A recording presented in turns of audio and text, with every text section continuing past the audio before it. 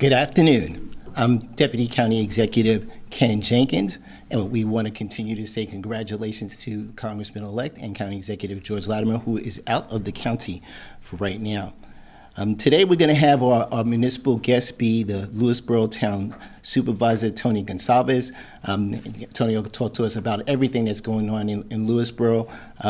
Then we'll have certainly Commissioner Richard Wishney and Deputy Commissioner Susan Spear to give us some information more about the threat of wildfires throughout Westchester County and the things that are happening around us and things that we can do better to ensure that we're protecting people's property and looking out for little things that can happen in all of our county parks.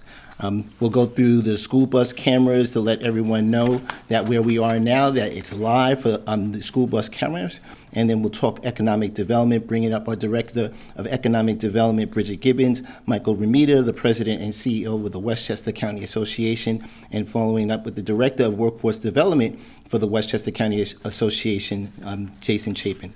So we're going to kick right off and go right into our municipal leader for this update. The Lewisboro Town Supervisor, Tony Gonsalves, has been an awesome friend doing the work up in the town of Lewisboro. It's a town of 12,000 folks, and it is in our northern regions of Westchester County. And we certainly love when the supervisor comes in, so we'll come up, Supervisor, and give us some news and tell us what's going on in Lewisboro. Thank you very much, Ken. Thank you. Pleasure to be here, everyone. And thank you for the opportunity to be here. Congrats also to George Latimer on his next role. Looking forward to seeing him in D.C. It's an honor to serve the people of Lewisboro, but I just want to thank everyone because it's not just me. We have a group of dedicated employees, volunteers who make up our various town boards and committees, and also our first responders. We have 3 volunteer fire departments in Vista, South Salem, Goldensbridge. We have a fantastic police department and the Lewisboro Volunteer Ambulance Corps. They're all tremendous assets to the town of Lewisboro, and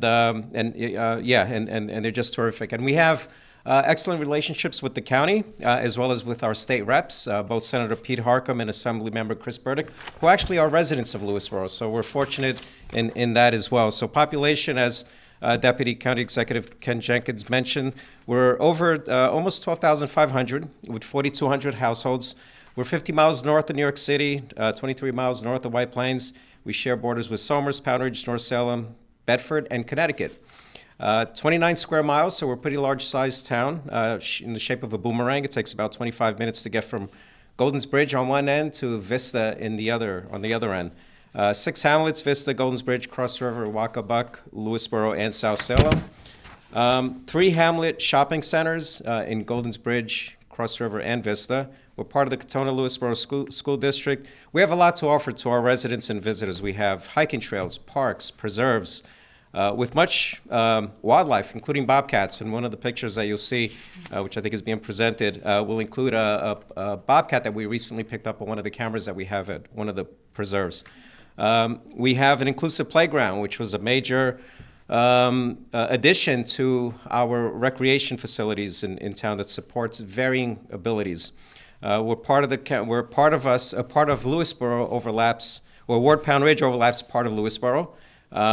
So that's another fantastic asset to the town of Lewisboro.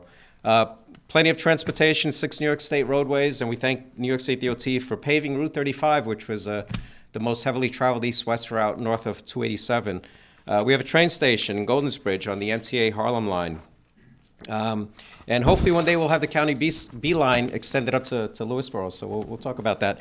Lewisboro's future, we have a new comprehensive plan that's going to set the vision for Lewisboro's future, including some of the projects that are in the horizon: the town park, pool, bathhouse, pickleball courts, huge demand. Town offices, we're looking to revamp and upgrade our town offices, our police headquarters, our highway garage. Water is very important to us. We have 7 lakes. Clean water obviously is important. We have a PFAS filtration project going on now with the Oak Ridge Water District. First major upgrade in 20 years that the town has owned that water plant. 2 major wastewater projects in the future to help protect the quality of our drinking water, including the aquifers, the lakes, and the New York City watershed, to be funded by various grants from DEP, New York State EFC, we were just successful in securing the grant. It was announced last week. And a water quality investment program funds for which the county is the custodian of those funds. So we were granted some funds to be distributed from that. On the housing front, we have Lewisboro Commons, a 42-unit affordable housing project that opened up last year, summer of 2023. There were over 1,800 applications for 42 units, so there's a definite need for housing. We look to do more on the housing front, especially in support of our growing senior community. Lewisboro has one of the largest growing senior communities in Westchester County. That was shown with in the 2020 census. On the sustainability front, we have a fantastic sustainability committee. They spearheaded various initiatives, including expanding our food scraps recycling program to 3 different locations. We're working on a first solar panel project to power town facilities. We're working on EV chargers together with the county. And so we hope to get that underway soon.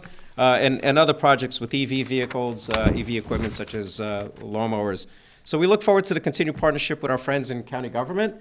And we will continue to progress and make Lewisboro the place that everyone wants to move to. So take a ride up North County, and come and visit us. Thank you all very much. Thanks again. Thank you, Tony. Thank you, Tony Gonsalves, the supervisor of the outstanding, awesome town of Lewisboro.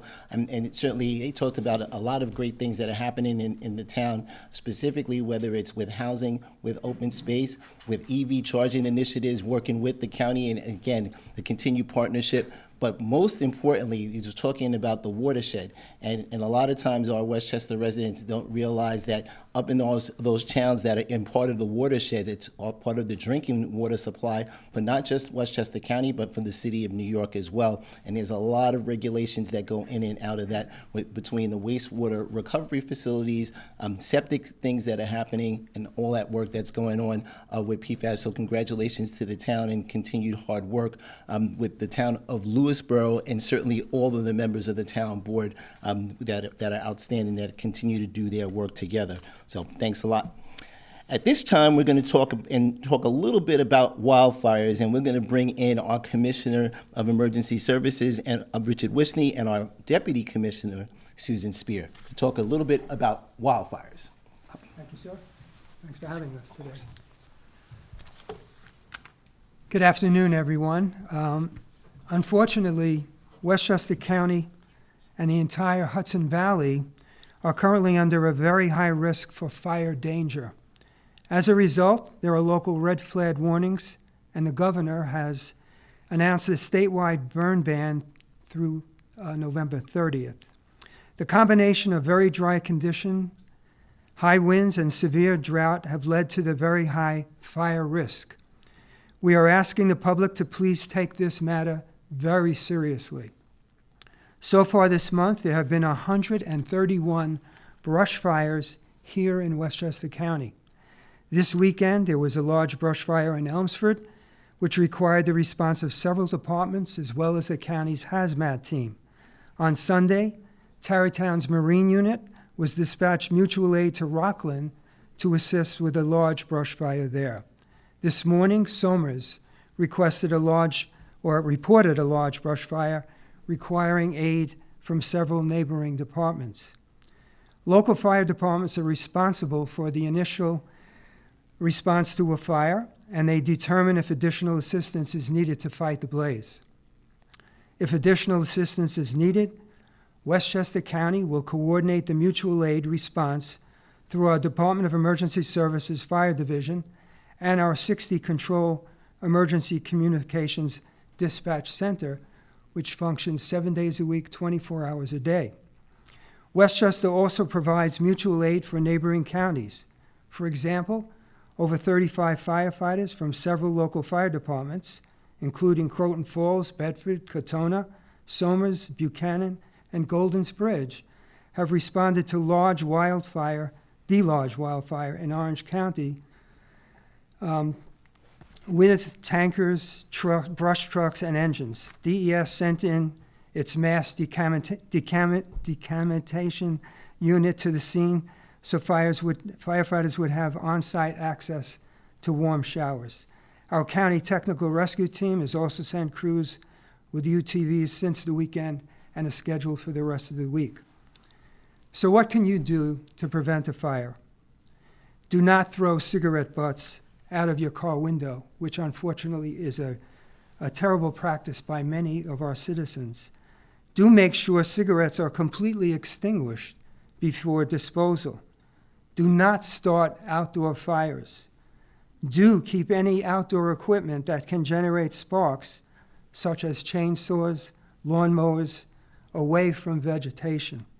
If you do grill outside, do so on a solid, non-flammable surface, far away from any vegetation, and do keep water or fire extinguisher nearby. This is especially true with Thanksgiving coming and the use of turkey fryers. Everyone has a role in keeping our communities safe from fires. Under these conditions, it doesn't take much to cause a major fire.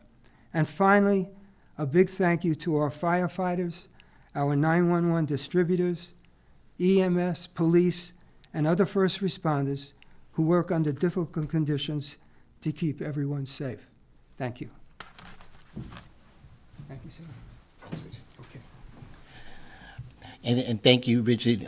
Whitney, again, that is fantastic information. Right now, in our Westchester County Park System, there is a burn ban that's been in place for the last several weeks, as we haven't had any significant rainfall for almost 8 weeks.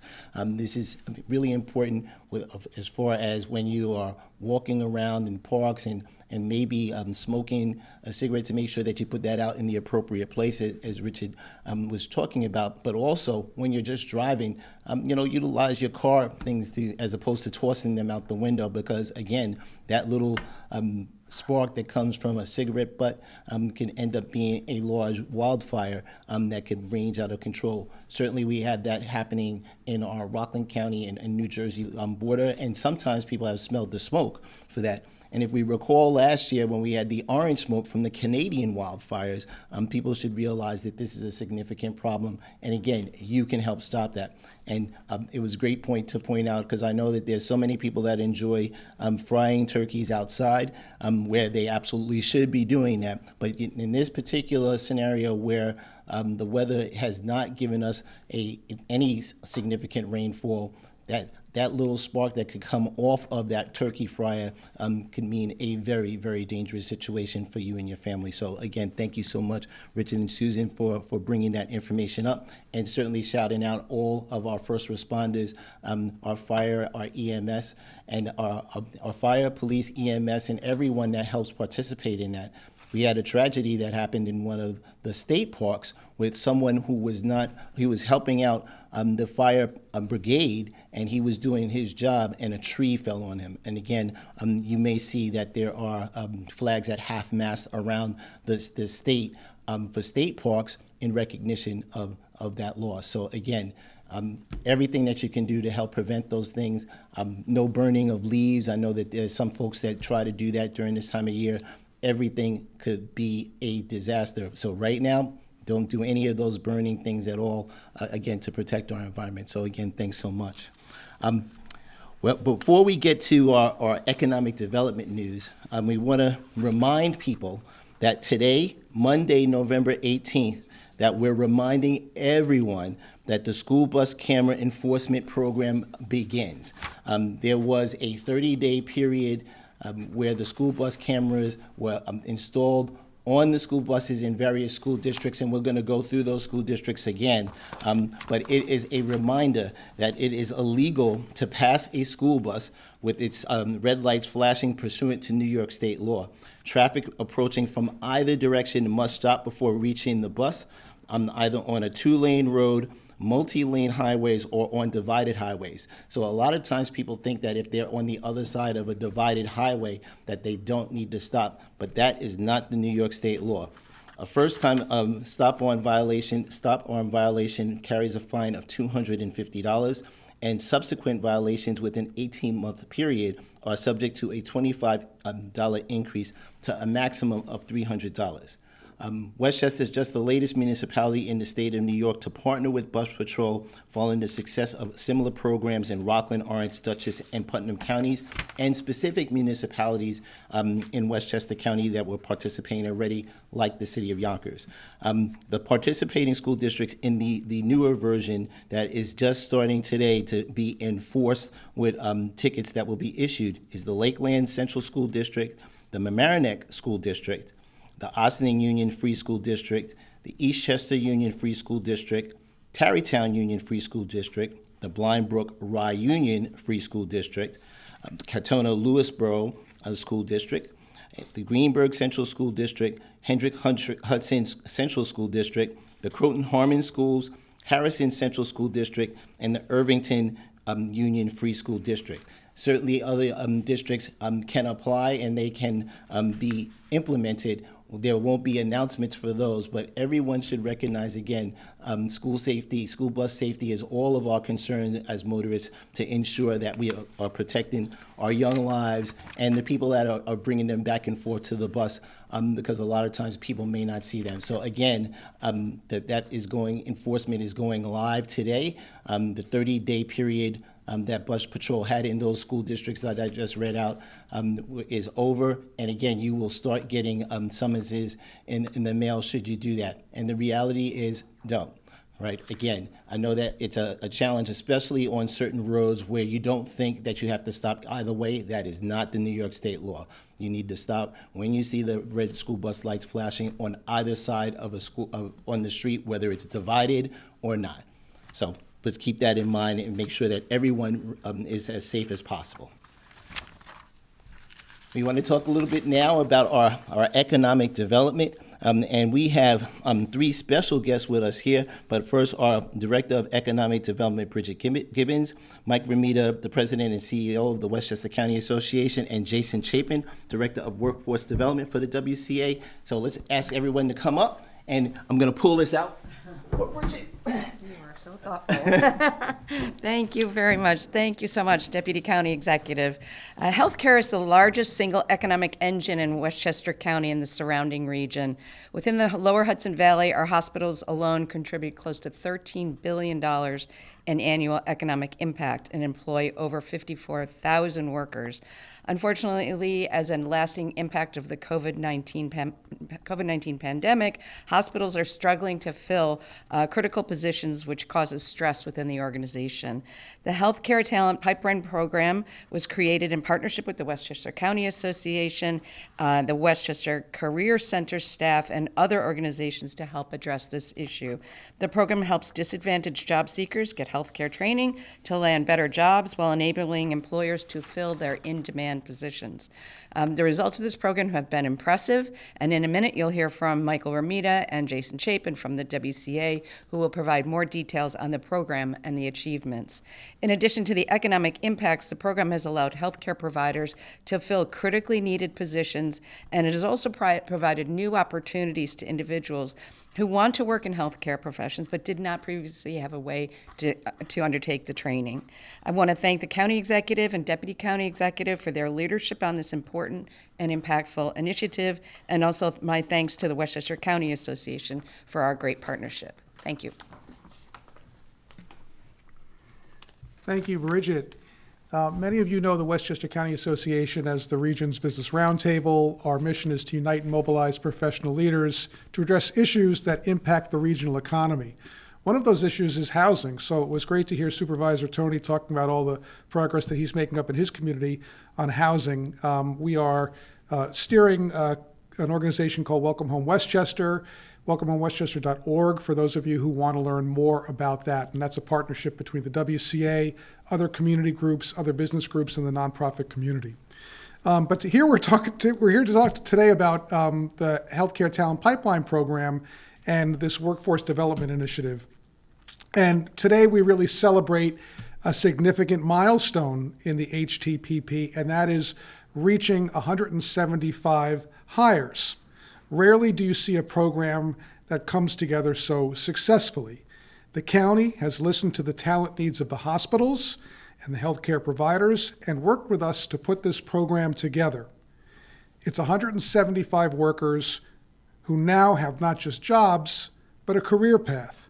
It's 175 positions filled to help deliver the high-quality health care Westchester deserves. The county's modest investment in this program has improved the region's economic output by over $10 million annually, an immediate and repeatable return of greater than 20 to 1.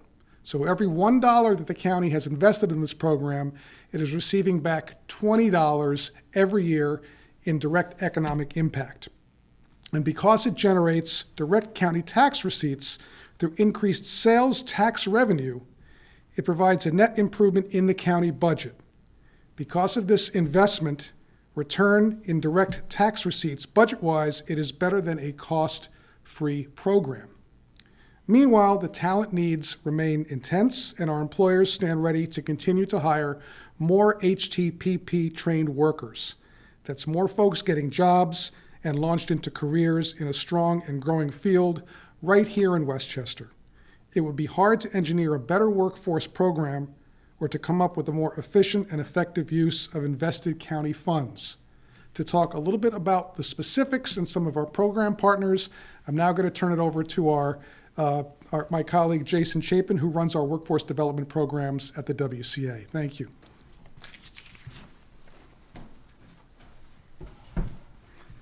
Thank you, Michael. Very excited to talk about the Healthcare Talent Pipeline Program, which was conceptualized and led by the Westchester County Association, and it recruits and trains local job seekers for local high-demand healthcare jobs that pay good salaries with benefits and career advancement opportunities. Program partners include Westchester Putnam Career Center Network, Westchester Community College, Southern Westchester BOCES, the STEM Alliance, Leadership Learning Group, Nonprofit Westchester, and several other outreach partners. It is a true public-private partnership.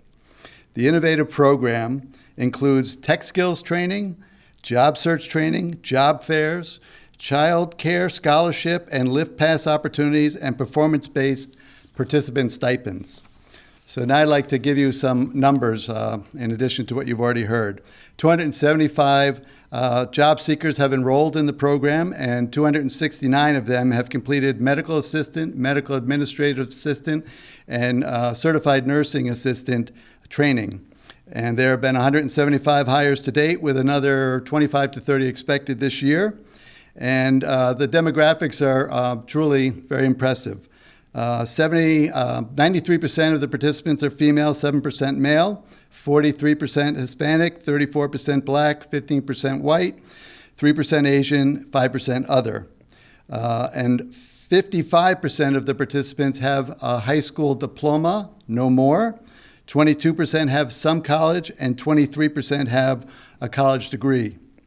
And there have been 114 participants trained by Westchester Community College and 62 trained by Southern Westchester BOCES. 104 medical assistants, 42 medical administrative assistants, and 30 nursing assistants graduates have been hired. 93% of them are working in full-time jobs, 7% in part-time jobs, with an average salary for the full-time workers of $44,035. We are very thankful to the county for funding the program, and we have great momentum, and we hope to have the opportunity to continue the program in 2025. Thank you very much. Great, thank you.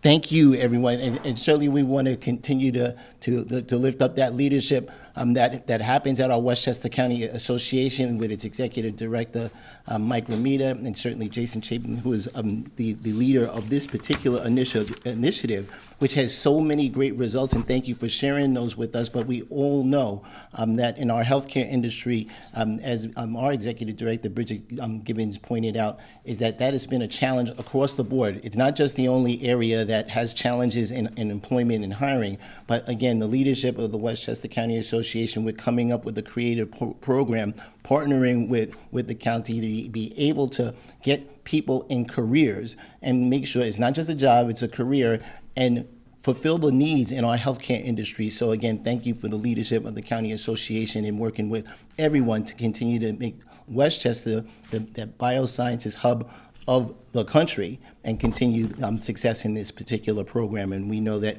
well, our county Board of Legislators is looking at the budget right now, and that is a program that we are continuing because it has been so very effective for all of us.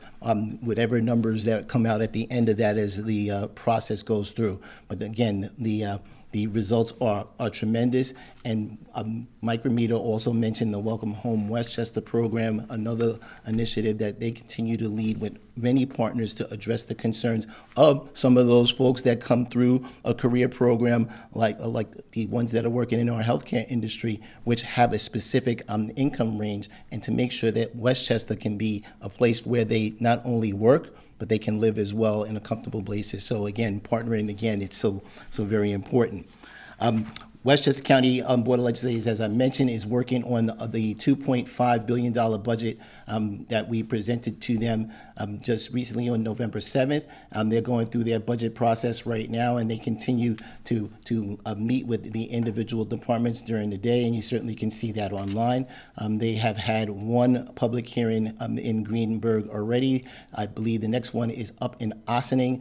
That will be on this Thursday in the evening. You certainly could look at the WestchesterLegislators.com website to see that information. And also, they have their final budget hearing on December 4th, which is, I believe, is a Wednesday, where they'll be able to be here in White Plains, led by the chair of the Budget Appropriations Committee, Jewel Williams-Johnson, where you can give your input and ensure that the concerns that you have for the $2.5 billion budget, which for the 6th year in a row does not increase the county tax levy across the board.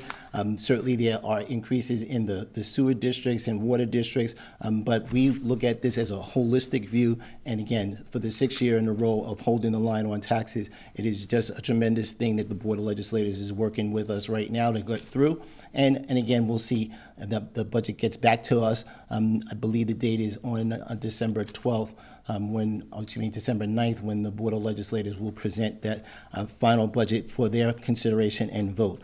And then we have the process from the county executive to be able to review that budget. But again, we want to make sure to let everyone know that budget process is going on. That's where everyone's head is down right now, working as hard as they can to listen to the residents of Westchester County and make sure we're making the proper investments. And if we have results like we had at the county association, we assume and we know that that's going to be good for Westchester County residents. Finally, we wrap up with our parks report, and we want to start with reminding everyone that Winter Wonderland is starting this Saturday, the 23rd, so November 23rd. It's actually a week earlier. Usually it happens the Friday after Thanksgiving, but Thanksgiving seems to be late this year, so again, the 23rd is an extra week for people to participate in Winter Wonderland. You can look at the parks website, or you can make sure you get signed up for the Parks e-News, and you can get that information and find out all about Winter Wonderland. It is a tremendous value. On Friday, November 22nd, we continue with the Mall Walk in the Westchester and White Plains. It happens every Tuesday and Friday from 8 a.m. to 10 a.m., where you're able to join a group of motivated and inspiring people who have their own unique group that they have formulated and expanded the program into a really small, tight-knit community. But you'll get a chance to go in your own pace and get motivated by joining that group. Again, 8 to 10 every Tuesday and Friday at the Westchester here in White Plains. And certainly we haven't had that weather to be challenged with right now, but we are hopeful and keeping all of our fingers crossed that we have rain to help us with our wildfire warnings and making sure that the drought things that are happening, and more importantly, to get that water and things into our reservoir system so that next year we'll have a not drought-free summer, because that would be a very, very big challenge, and it is looking very bleak right now. Supervisor Gonsalves would tell us that when we look at the reservoirs up in Upper Westchester. On the 23rd, the Book Buddies program continues at the Alfred B. Del Bello Mascoute Farm in Somers. That's from 9 to 12. That's when you have the opportunity to come in one of the animal enclosures and encourage your child to read in that unique atmosphere. You can bring the child's favorite book, one of your favorite books, or you can pick from the collection, and that also will happen on December 21st, so November 23rd, and then a month away on December 21st. Hilltop Hanover Farm Environmental Center in Yorktown Heights. It has Harvest and Craft Winter Greenery from 11 to 2 p.m., and that is also happening on Saturday the 23rd. Again, Harvest and Craft Winter Greenery from 11 to 2 p.m. In this class, you're going to learn how to forage and harvest evergreens to make sustainable decorative wreaths, garlands, and other greenery to take home. So it's for folks ages 12 and older. Supplies are included in the program fee, which is $28.52 per person. That's an amazing price. On Saturday the 23rd, we also have Turkey Day happening in Yonkers at Lenoir Preserve. So wild turkeys are all over Westchester. So to celebrate Thanksgiving weekend, you can learn some cool turkey facts and make a turkey-themed craft. No turkeys are being made. So this is an indoor-outdoor program for all ages. Again, that's free. And again, it's Turkey Day at Lenoir Preserve from 1 to 2 p.m. And again, learning cool turkey facts is always fun. Impress your friends at their Thanksgiving dinner. Finally, on Sunday, November 24th, at the Laslin Park and Arboretum up in Katona, it's yoga in the gardens from 9:30 a.m. To 10:30 a.m., a general discovery of the amazing benefits of the yoga practice. I believe there is a fee for that. It's just not noted here. But again, you'll be able to check that out on the Parks website and check the information out for yogas in the garden. Again, on Sunday, the 24th, 9:30 to 10:30 in the morning. Finally, the Cranberry Lake Preserve is getting into the turkey lurking scenario in North White Plains. So on the 24th from 12:30 to 2:30 p.m., turkey lurking. So you're going to be able to drop in on the Nature Center for some crafts and some more turkey facts. Take a short self-guided walk to learn more about their habitat. And again, if you decide to participate in Cranberry Lake, we always tell people to make sure that they're wearing the proper attire as far as shoes are concerned. Make sure you have some hiking boots or some really good sneakers to get through that particular thing at Cranberry Lake Preserve. With that, we wrapped up this week's report for our regular weekly report. County Executive Latimer will be back next week on Monday, the 25th, and we look forward to talking to you at that point in time. Remember, the budget season's going on right now. Make sure your voice is heard. We want to certainly thank, again, our great friend from the town of Lewisboro, the supervisor, Tony Gonsalves, our friends that were here from the Department of Emergency Services, Commissioner Richard Wishney and Deputy Commissioner Susan Spear, our friends here from our Westchester County Association, both our Executive Director of our Division of Economic Development, and certainly we have Mike Ramita, the President and CEO of the County Association, and Jason Chapin, the Director of Workforce Development for the County Association. If there's anything that comes up in the week that we need to come out and report on, we certainly will do that.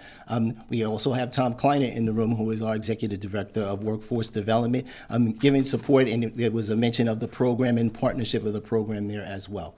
If there's anything that comes up, we certainly will be back to you. With that, I'm Ken Jenkins, Deputy County Executive, and we'll look forward to seeing you all next week.